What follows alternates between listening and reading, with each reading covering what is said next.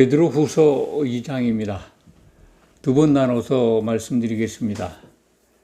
오늘은 1절부터 19절까지 기록된 말씀을 중심으로 증거하겠습니다. 거짓 선지자, 거짓 선생, 이런 말씀들을 많이 들었을 겁니다. 이 시대의 상황에 비추면 그들은 거짓 목사입니다. 선지자 노릇을 하고 강단에서 말씀을 선포하는 하나님의 종들이라고 그러죠. 사실은 하나님의 종은 하나님을 기쁘시게 하는 성도들이 종입니다. 목사와 성도가 구별되어 있는 것 아닙니다. 오늘 본문 말씀 1절에 보면 백성 가운데 거짓 선지자들이 일어났었나니, 과거죠. 과거에 구약시대에 거짓 선지자들이 일어났었다는 겁니다. 여기에는 이제 많다라는 표현은 없습니다만 매우 많이 나타났습니다. 특히 이 예루살렘 멸망 당시에 예루살렘 안에 거짓 선지자들이 많이 나타났습니다. 오직 예레미야 선지자만 하나님의 진짜 그 예언의 말씀을, 경고의 말씀을 받아서 올바로 선포했습니다. 모든 사람들이 예레미야 선지자를 싫어했습니다. 그래서 그런 내용들을 예레미야서에 잘 이렇게 기록하고 있습니다. 그런 예언들이, 또 그러한 사실들이 우리는 구약 성경을 통해서 확인을 할 수가 있습니다. 예레미야서 23장에 보면 거짓 선지자들에 대한 여호와의 경고 메시지가 자세히 기록되어 있습니다. 그들이 누군가, 왜 하나님을 진노케 했나 하는 것을 우리는 예레미야서 23장 9절부터 그 이하, 적어도 22절까지 말씀을 읽어보면 정말 이 예루살렘 멸망을 앞두고 있는데 그들이 어떻게 하나님을 분노케 하고 멸망의 길을 갔는가를 알 수가 있습니다. 제가 잠깐 먼저 소개해 드리겠습니다. 거짓 선지자에 대한 베드로 사도의 이 강조하고 반복한 오늘의 말씀을 꼭 주목하실 때 예레미야서 23장 9절부터 22절까지의 말씀을 한번 읽어보시기 바랍니다. 요약해서 제가 부분 말씀 읽어드리면, 이 선지자와 제사장이 다 사악한지라, 이게 이제 11절 말씀이죠.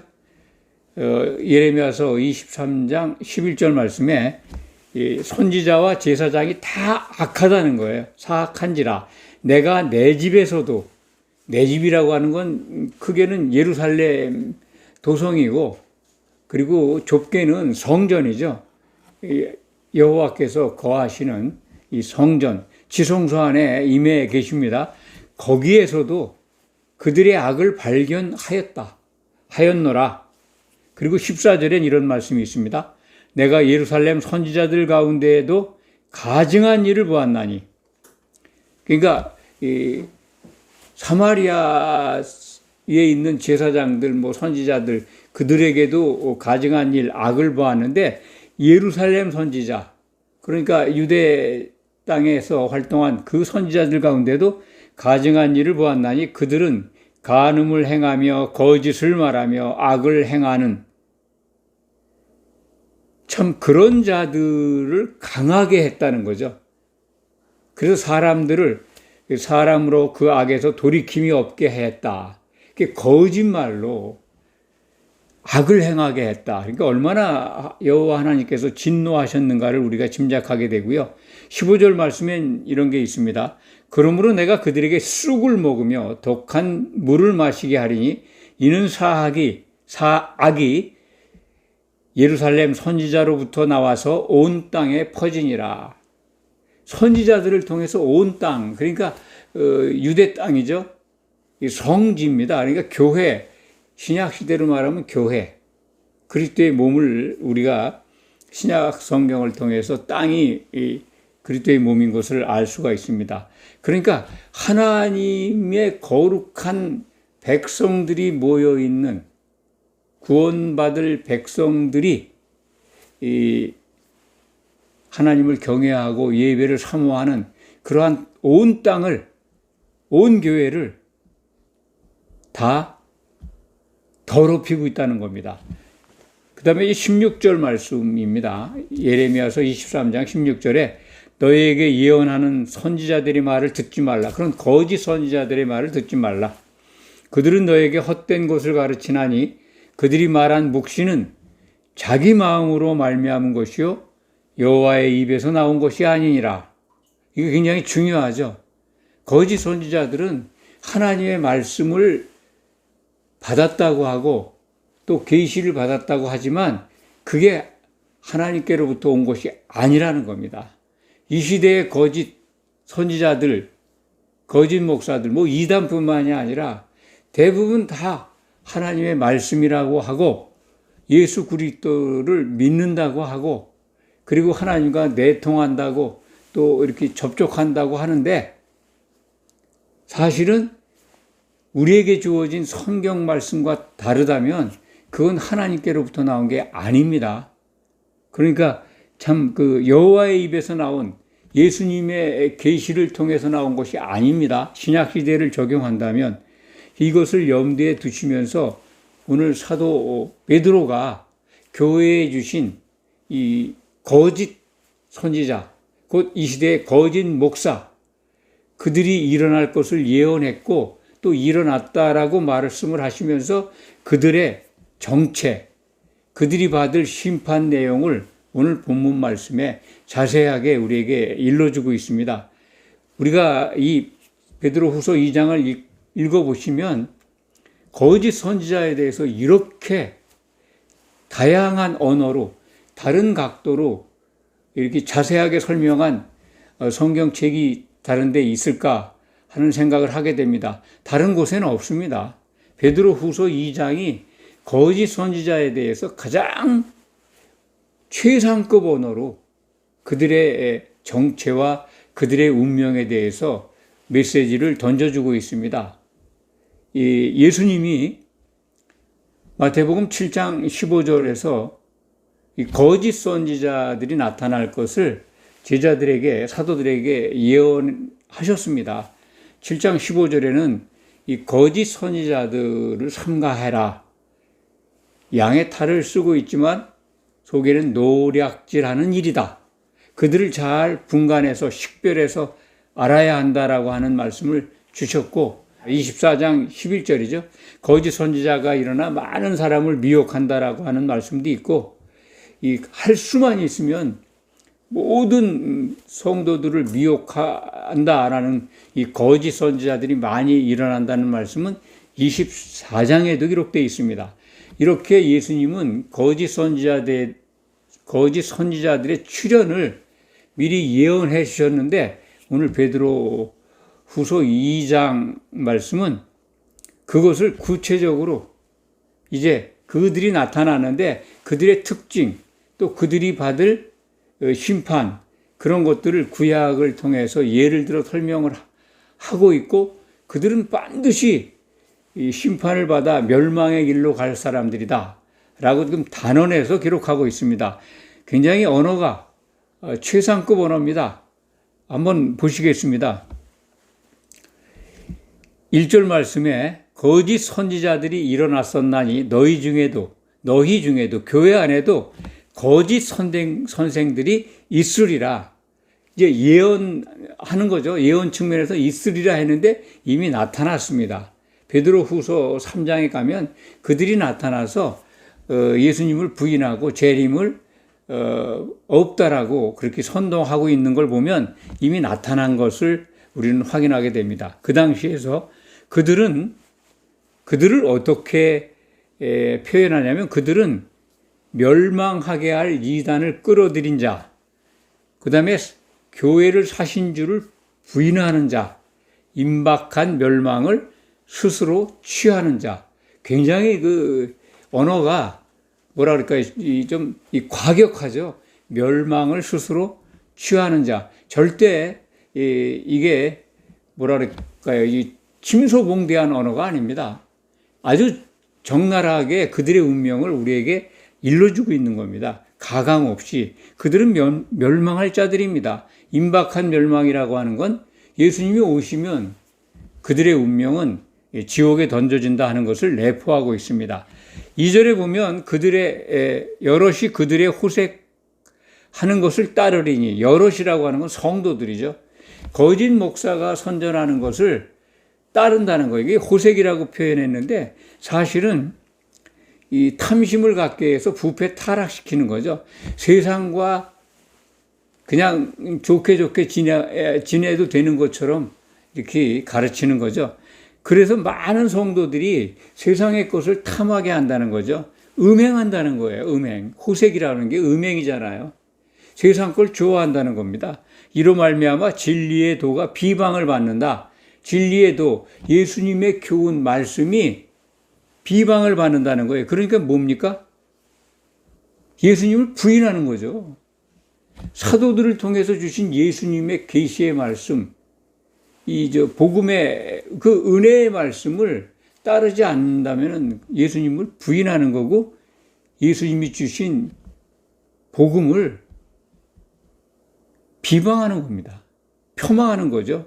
그러니까 그 2절 말씀에 진리의 도를 기독교가 비방합니까? 그렇지 않잖아요. 겉으로 보면. 또 예수님을 부인하지 않잖아요. 누가 예수님 주여 주여 하지, 그리스도를 믿습니다고 하지, 기도하면서 예수님 이름으로 기도한다고 하지, 교회에 대한 말씀입니다. 교회에 주신 말씀이에요. 교회 강단에서 설교하는 목사님들 가운데 거짓 목사가 있다는 걸 지금 말씀하는 거예요. 그들이 예수님 공개적으로 부인합니까? 안 하잖아요. 근데 다른 복음, 가짜 복음, 가짜 교훈을 가르치면 그런 거라는 거예요. 거짓 목사라는 겁니다. 이걸 꼭 잘 알아야 돼요. 그리고 왜 이렇게 거짓 목사에 대해서 강조하고 있느냐? 그걸 우리는 알아야 합니다. 그 목적을 알아야 합니다. 계속해서 거짓 목사에 대한 표현들을 최상급 언어로 하고 있는 표현들을 한번 이렇게 쭉 우리가 살펴보면서 따라가겠습니다. 그들이 탐심으로 지어낸 말을 가지고, 자기들이 지어낸 말이죠. 여호와께서 나온 말씀이 아니에요. 예수님의 말씀이 아니고 자기들 마음대로 지어낸 말을 가지고 너희로 이득을 삼는다. 이득을 삼는다는 거죠. 참 이게 굉장히 중요한 말씀입니다. 경건의 모양은 있으나 경건을 이익의 방도로, 예배를 참 사모하게 하는데 자기들 유익의 방도로, 이익 수단으로 삼는다는 말씀을 디모데에 보낸 편지 속에서 우리는 살펴본 바가 있습니다. 너희로 이득을 삼는다. 쉽게 말씀을 드리면 그냥 성도를 모아서 부흥하게 하는 것, 그 부흥을 통해서 교회를 확장시키고 자기 이름을 높이고 명예를 자랑하게 하고 또 부를 얻게 합니다. 교회의 부흥이 참 하나님을 기쁘시게 한다고 말씀은 하지만 사실은 자기 명예와 그리고 자기의 유익을 취하는 자들이다. 이렇게 생각하시면 됩니다. 성도를 유익의 수단으로 삼는다는 거예요. 이게 11조 헌금 또 여러 가지 헌금들, 이런 모든 것들을 다 포함하고 있지 않습니까? 그들의 심판은 옛적부터 지체하지 아니하며 그들의 멸망은 잠들지 아니한다. 얼마나 멸망이 잠들지 않는다는 거예요. 쉬지 않는다는 거예요. 반드시 그들은 멸망한다 하고 하는 것을 단정지어서 선포하고 있습니다. 어떻게 보면 그냥 미리 사도가 정죄하는 것 같은 느낌이지만은 그들의 운명은 정해져 있다는 거죠. 그들의 멸망에 대해서 설명하면서 옛적부터 그렇게 부패하고 타락하고 하나님을 거역한 자들이 심판받은, 참 음행을 일삼았던 옛사람들에 대한 심판 내용을 지금 4절 이하에서 소개하고 있습니다. 그게 이제 8절까지 이어진다고 보시면 돼요. 과거의 예를 보면 범죄한 천사, 이 부분이 오해가 많습니다. 4절 말씀입니다. 하나님이 범죄한 천사들을 용서하지 아니하셨다. 그들을 지옥에 던져 어두운 구덩이에 두어 심판대까지 지키게 하셨다. 이 부분을 잘 이해하는데 어려울 수 있습니다. 그런데 설교를 많이 들으신 분들은 특히 우리 샘물가교회 동영상을 보신 분들은 이해할 겁니다. 범죄한 천사, 이것은 이 창세 후에 하나님께 대적한 사탄을 따라서 반역한 자들의 그 범죄, 그걸 지금 말씀하고 있는 겁니다. 그래서 이 상황은 창세기 1장 1절과 2절 사이에, 간격 사이에 하나님은 흠이 없이 창조하셨는데 2절에, 창세기 1장 2절에 혼돈하고 공허한 상태가 된 것, 그것은 변한 거잖아요. 범죄한 천사들을 용서하지 아니하고 심판할 때 생긴 이 전 지구적인 질서의 변화입니다. 그래서 땅도 지구도 이 혼돈하고 공허하게 돼 있는데, 그걸 지금 이게 가리켜서 하시는 말씀입니다. 이 부분은 창세기 강의 시간에 했기 때문에, 여러 번 했기 때문에 이 정도 말씀을 드리고, 지옥에 던졌다고 하는 것은 지옥이 아닙니다. 탈탈로스라고 해서, 탈탈로시스, 그 이제 어두운 것, 그 사망의 공간이라고 보시면 됩니다. 곧 하늘들의 어두운 공간이죠. 음부입니다. 음부에 던져, 어두운 구덩이가 바로 음부죠. 전체 어두운, 보이지 않는 공간에 두었다는 거죠. 셋째 하늘에서 쫓아냈다라고 하는 말씀입니다. 셋째 하늘에 출입하지 못하게 했다. 그 천사들을, 타락한 천사들을 다 지금, 그들은 지금 활동하고 있죠. 하늘들에. 지금 교회에 지금 내려와서 공격하고 있지 않습니까? 그들은 셋째 하늘에 못 가고 이 어두운, 하나님 편에서 보면 어두운 공간입니다. 어두운 구덩이죠. 하나님 편에서 보면 어두운 곳입니다. 그것을 아셔야 합니다. 하늘들 가운데, 보이지 않는 하늘, 그 가운데 음부, 어두운 구덩이에 그들이 지금 갇혀 있는 형태입니다. 우리 눈에는 그게 안 보이지만 하나님 편에서 보면 어두운 구덩이입니다. 그들은 셋째 하늘에 출입을 할 수가 없습니다. 영적인 존재지만. 그래서 심판 때까지 지키게 하셨다. 지키게 한다는 건 셋째 하늘에 못 간다는 거죠. 그들의 운명은 정해져 있죠. 결국은 예수님이 다시 오시면 1차적으로는 무저갱에 갇혀 있다가 다음에 나와서 다시 이제 마지막 백보자 심판 전에 마지막 전쟁 때 불못에 던져집니다. 마귀와 함께 천사들까지 다 불못에 가겠죠. 5절 말씀, 옛 세상을 용서하지 아니하였다. 곧 그 노아의 홍수, 노아 가족이 구원받은 내용들을 지금 홍수를 통해서 심판하셨다. 그 심판한 내용을 지금 예로 들고 있습니다. 하나님께 거역하고 진리의 도를 회방한 그들이 멸망받을 거라고 하는 것을 구약 성경을 통해 예를 드는 겁니다. 소돔과 고모라 성에서의 그 심판, 결국 의로운 롯은 그 소돔성에 살면서 그 참 음란한 타락한 세상에서 그 의를 지켰죠. 그들과 동화되지 않았습니다. 그래서 의인이라고 합니다. 그리고 롯과 함께 그 소돔성을 탈출한 두 딸도 결국은 롯과 함께 이 환란을 피해서 심판을 면제받았습니다. 그 사건을 지금 설명하는 거죠. 그래서 경건하지 아니한 자들의 본을 삼으셨다.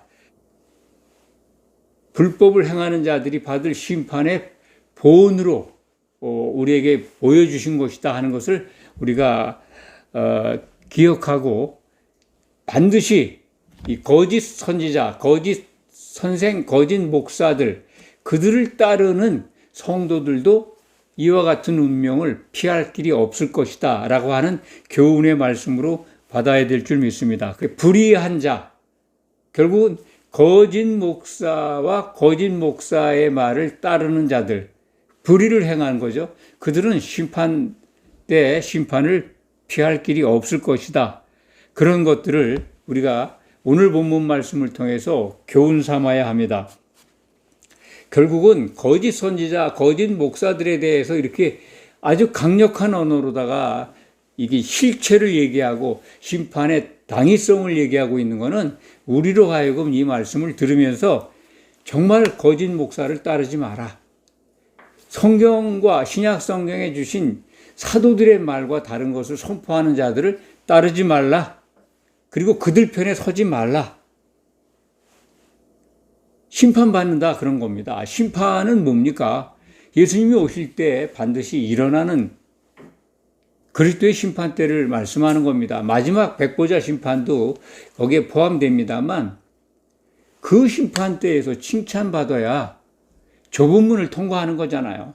좁은 문이라고 하는 건 그리스도의 심판 때에서 통과하는 거잖아요. 혼인 만천에 들어가는 겁니다. 누가복음 13장 24절인가요? 좁은 문으로 들어가길 힘쓰라. 그것과 연결되어 있습니다. 좁은 문으로 들어가는 걸 힘쓰라고 지금 가르쳐 주시는 겁니다. 거짓 목사를 잘 식별해서 그들이 선동하는 거에 따라가지 마라. 참 분간하기가 어렵습니다. 왜냐하면 교회에 들어와서 강단을 차지하고 은혜로운 복음 말씀을 선포하고 있는데 어떻게 성도들이 성경을 안 읽으면 잘 분간하기가 어렵습니다. 그들의 거짓말, 그런 것들은 뭡니까? 대표적인 게 전에도 말씀을 많이 드렸습니다만 성도들을 유익의 수단으로 삼는다. 그거 꼭 기억하시기 바랍니다. 그런 것들이 진짜 신약교회, 우리나라 교회에 많이 있습니다. 그들은 오늘 본문 말씀을 보면 교회를 피로 사신 주를 부인한다고 그러는데 부인 안 하잖아요.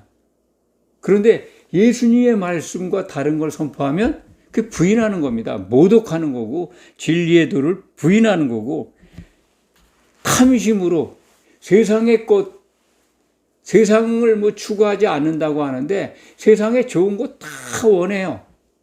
특히 돈을 사랑해요. 부흥하는 걸 좋아해요. 부흥에 대해서 예수님이 부흥시켜라라고 명령한 게 있습니까? 그런 것들을 성경을 잘못 해석해서 교묘하게 짜집게 해가지고 성도들을 선동하는 겁니다.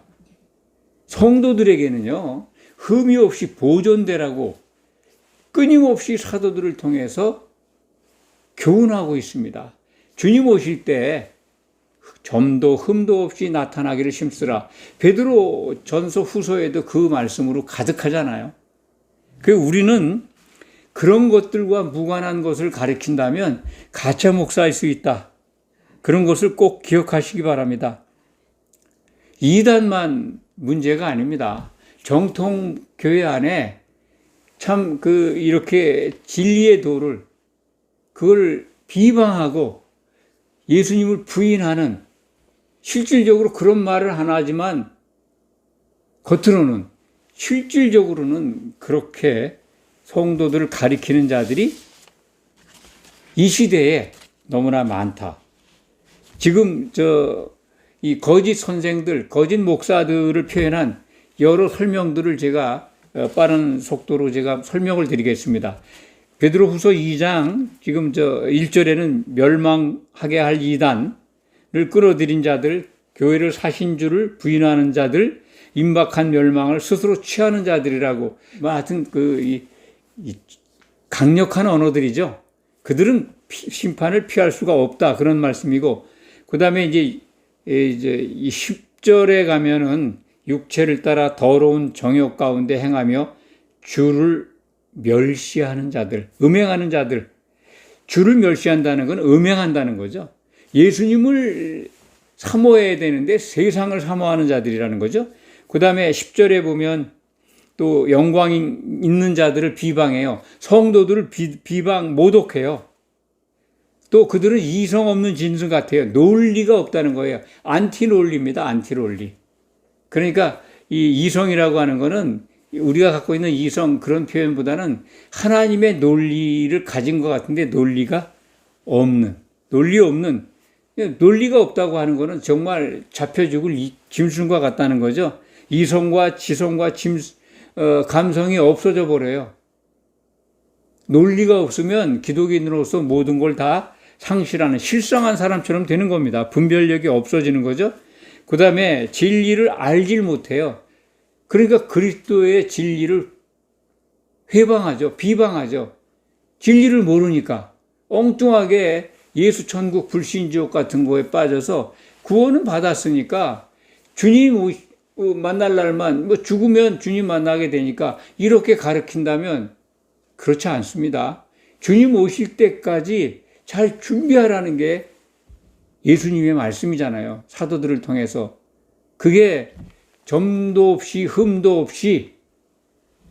없이 예수님 오실 때 나타나서 칭찬받으라고 하는 것이 신약성경의 결론입니다.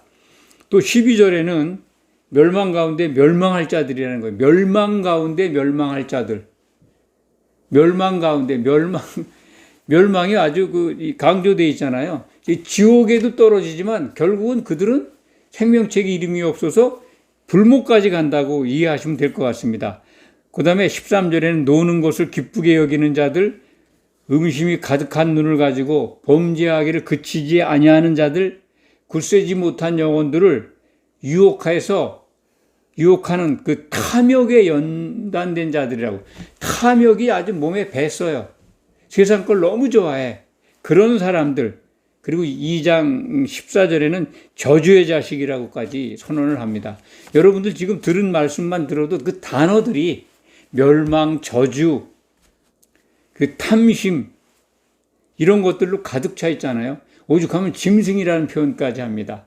이들이 나타날 것을 예언하고 있고 그리고 그들이 어떤 자들이라는 것을 설명해 주고 있고 그들은 심판을 피할 길이 없을 것이다.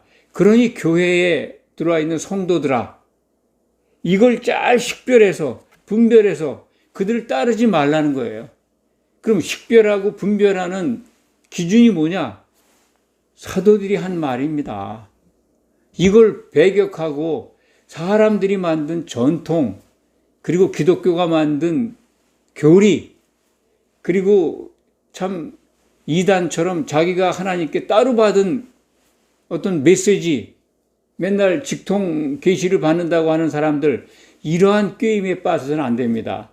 이런 사람들에게 정말 많이 몰려가고 있고 교회가 완전히 점점 더 추락해가고 있습니다. 이거는 예언된 대로 가는 거지만 그렇지만 깨어있는 성도들, 교회에 들어와 있는 정말 하나님이 기뻐하시는 믿음 생활을 사모하는 분들은 오늘 메시지를 꼭 귀에 담고 간직히 하셔서 늘 그리고 책임질 하셔서 승리하는, 그래서 이기는 자가 되는 그러한 영광을 받으시길 바랍니다. 기도하겠습니다.